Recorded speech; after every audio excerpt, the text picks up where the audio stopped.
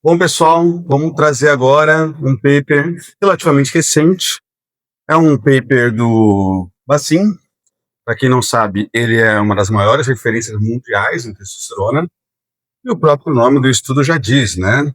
Testosterona como mensageiro metabólico. Vamos ver o que o Bassim traz aqui para a gente, tá? Então, primeiro ele traz uma história, ele bem breve, né, da testosterona, que ela começou a ser comercializada como propionato em 1937, tá?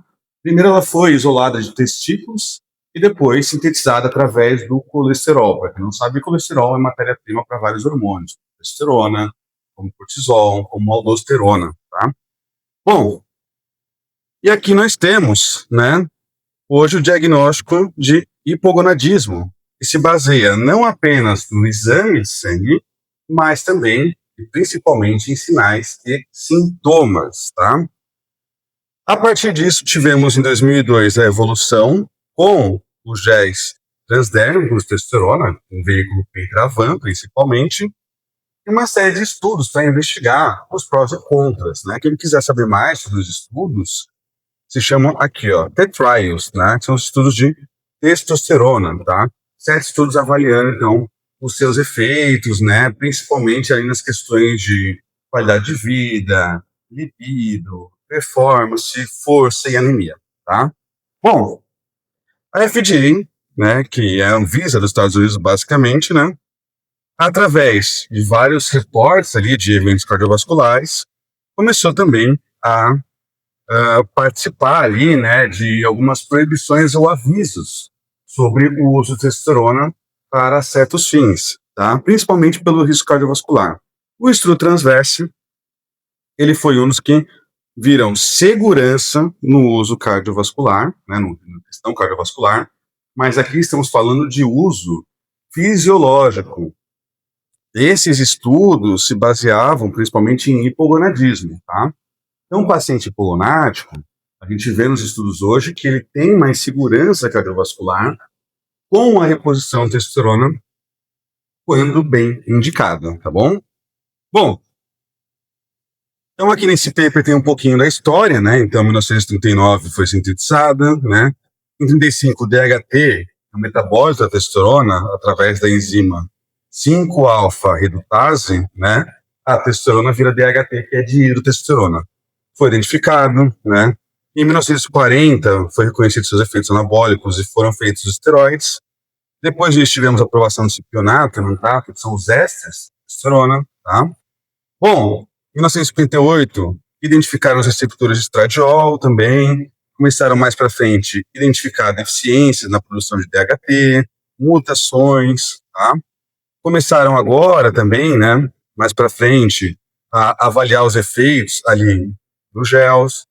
Temos em alguns países também o uso de testosterona oral, nasal, bucal, tá? E através dos T-Trials, começamos a ter mais estudos sobre segurança e eficácia.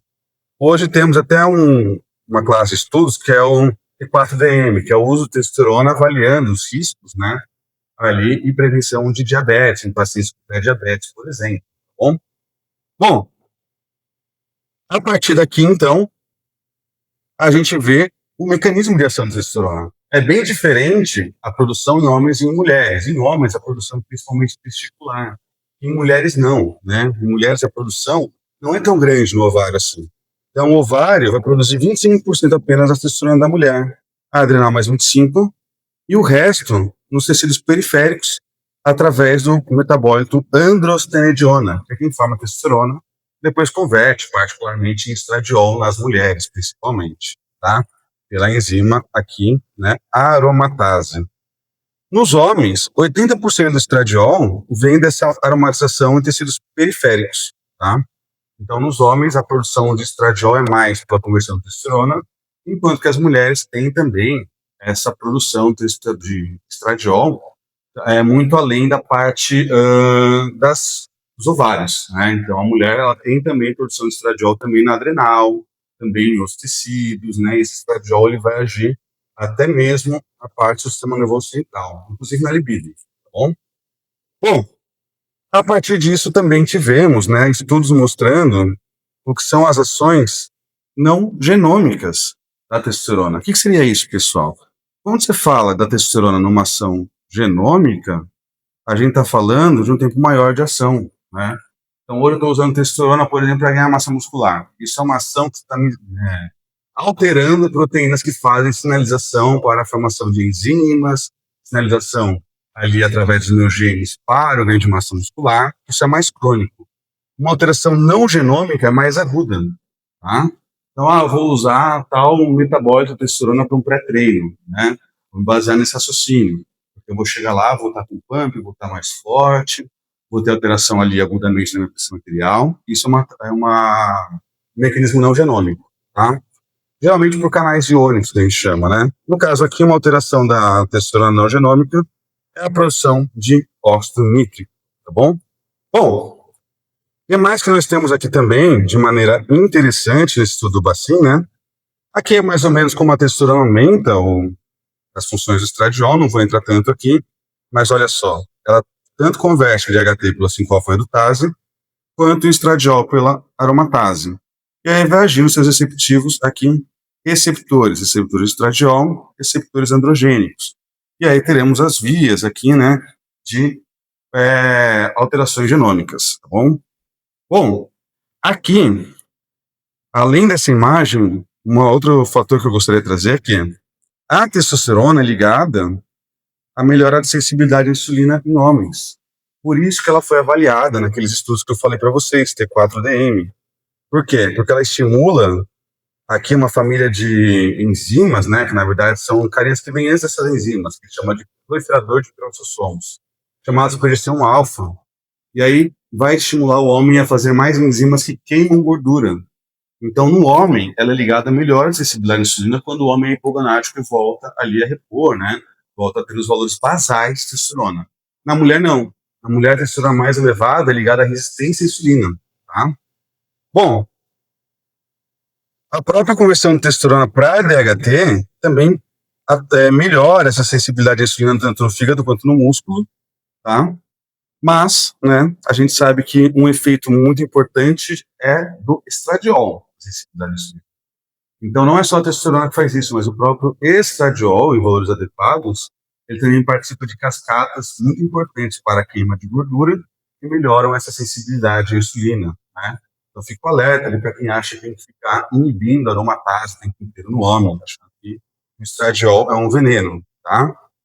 Bom, aqui nós temos também que a testosterona, ela inibe a própria formação de gordura visceral em homens pela ação do estradiol, ou seja, ela sensibiliza mais para você captar gordura na periferia, aqui embaixo da pele, no tecido subcutâneo, do que nos órgãos, ou seja, é uma gordura mais saudável pela conversão dela em estradiol. Então, na hora que o homem repõe, quando ele está verdadeiramente hipogonádico, ele também tem melhor sensibilidade à insulina por isso, e também ela tem um efeito é basicamente diminuir a conversão de um pré-adipócito em um adipócito.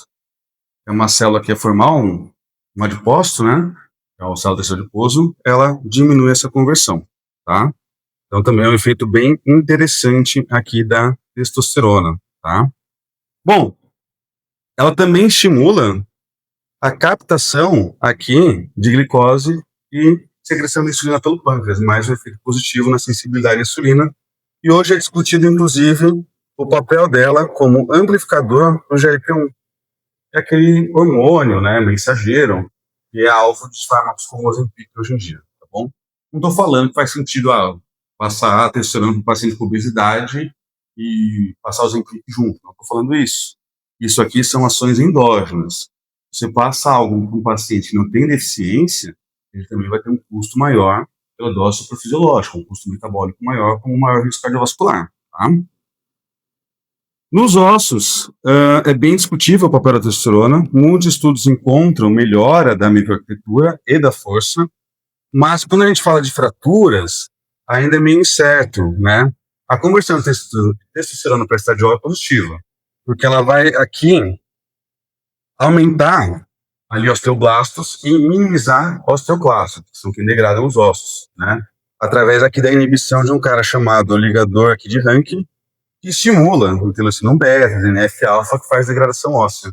Então a testosterona, na hora que ela converte a estradiol, tem esse efeito positivo, né? Nas mulheres pós-menopausa, por exemplo, né, você pode pensar em reposição hormonal com estradiol para também prevenir uma osteopenia, uma osteoporose, ok? Bom, também é visto que nos homens ela é um potente vasodilatador, né, tanto endógeno quando se faz a reposição necessária, e ela parece ser associada, na dose suprafisiológica, quando está exagerando, a menores níveis de HDL, tá? Mas quando o homem é hipogonádico, aí parece que melhora a questão cardiovascular também ligada a proteínas, tá? Então, também parece melhorar a LDL, triglicerídeo, marcadores anti-inflamatórios. Isso se deve, mais uma vez, pelo papel da conversão em estradiol. Ele é muito potente para a saúde cardiovascular, tá? É justamente, né, o que o estudo traz aqui, tá bom? Bom, a testosterona também aumenta a eritropoese, né? Por isso que é comum pacientes que fazem dose suprafisiológica terem um hematócrito mais alto. Isso se deve também por ação numa enzima chamada 2,3 de fosfoglicerato dos eritrócitos, que ela aumenta essa dissociação do oxigênio para entregar para os tecidos e aumenta o hematócrito, tá bom? Isso é um risco também em quem faz dose suprafisiológica, fica com sangue mais viscoso, ok? Então, a gente já viu aqui os efeitos antidiabéticos da testosterona, né? Isso ainda é bem debatível, porque os estudos, eles fazem ali baseline diferentes, né? Um coloca hipogonático com 180, outro fala que não necessariamente é hipogonático porque tem presente de texto, tá? Então, não é tratamento padrão, né? Mas faz sentido pensar num paciente que tem pré-diabetes, tem hipogonadismo, que a testosterona vai ajudar nessa melhora do perfil metabólico, tá bom? Mas não faz sentido você dar dose fisiológica para o paciente com pré-diabetes e com testosterona ok, tá bom? Bom, então, tem diferenças entre homens e mulheres, para terminar, tanto que nas mulheres a SOP é uma desordem caracterizada pelo excesso de andrógenos, mais testosterona livre, né, que tem uma ação ainda mais potente, e a gente sabe que nessa mulher com SOP, com hiperandrogenismo, a gente tem mais gordura visceral, mais crescimento de pelo, mais acne, mais alteração da fertilidade. Nós temos metabólitos, né, como a própria androlona, que vai conhecer como DECA, né, DECA na verdade o éster, né, em mulheres, né, com obesidade aumentou massa magra e reduziu gordura. Mas não é exatamente padrão. O efeito é muito pequeno, tá, gente? Essa perda de gordura e aumenta seu risco cardiovascular. Então não faz sentido, né? Prescrever um hormônio anabólico para uma mulher com obesidade, tá? Então, nas mulheres com SOP, nós temos que a elevação da testosterona é associada com o nível de resistência à insulina. Há uma correlação aqui. Quanto mais de um, mais de outro. E nesse caso, as mulheres também vão aumentando o risco para aterosclerose, tá? Como resumo, só para finalizar, a gente tem essa bela imagem, né? Mostrando os papéis aqui, vou focar mais nos humanos, obviamente, né? O DHT aqui melhorando capacidade aeróbica, vasodilatação, o estradiol também, diminui o risco para aterosclerose. Olha a queda de HDL, né? Que com excesso principalmente. Lembre-se que o estradiol tem efeito positivo, então ele baixa a LDL triglicerídeo. DHT atuando na secreção de insulina na ação de GLP-1, o estradiol também melhorando a sensibilidade à insulina, a ação aqui nas hemácias, a ação também do estradiol na diminuição da inflamação, e o que é debatível, que também é a questão da saúde óssea pelo DHT, mas pelo estradiol a gente sabe que é um efeito positivo, tá bom? No músculo esquelético é muito claro, né, pessoal? A gente tem aumento de massa, aumento de força, aumento de sensibilidade à insulina. No paper aqui, eles não colocaram, né, a parte do coração, mas sim, nós temos o risco, pelo excesso de testosterona, de hipertrofia cardiovascular, a mais negativa, onde o coração precisa trabalhar mais para bombear o mesmo total de sangue. Esse é o maior risco que existe em usuários de esteroides com uso crônico, uso a longo prazo, tá bom? Quem quiser saber mais, deixo novamente o estudo aqui para vocês, tá? Vocês gostam desses resumos mais rápidos, onde eu falo aqui um pouquinho sobre o que os autores trazem, né, essas pinceladas de novos estudos? Comentem, curtem também aqui o vídeo, se possível compartilhem, porque isso ajuda o canal a entregar mais esse conteúdo para as pessoas e fortalece esse meu trabalho que é totalmente gratuito aqui para você, perfeito? Muito obrigado, até nosso próximo vídeo.